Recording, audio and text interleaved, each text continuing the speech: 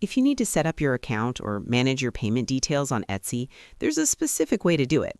In this video, I will show you how to add a payment method on Etsy. This helps with payments, billing, payouts, or account settings.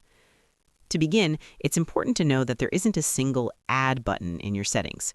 Instead, you'll add your payment method during the checkout process. First, head over to Etsy.com and log into your account by clicking Sign In at the top right corner.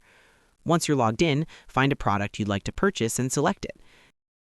After filling out any necessary options for the item, click on the Buy It Now button. On the next screen, you'll be asked to choose a shipping address. Once that's confirmed, you will reach the payment section. Here, you can finally choose how you want to pay. You have the option to add a credit or debit card, use PayPal, or pay with Google Pay. If you're adding a card, simply enter the name on the card number, the expiration date, and the security code. Etsy accepts all major credit and debit cards. Once you enter these details, your new payment method is officially added to the system for your purchase. That's how you add a payment method on Etsy.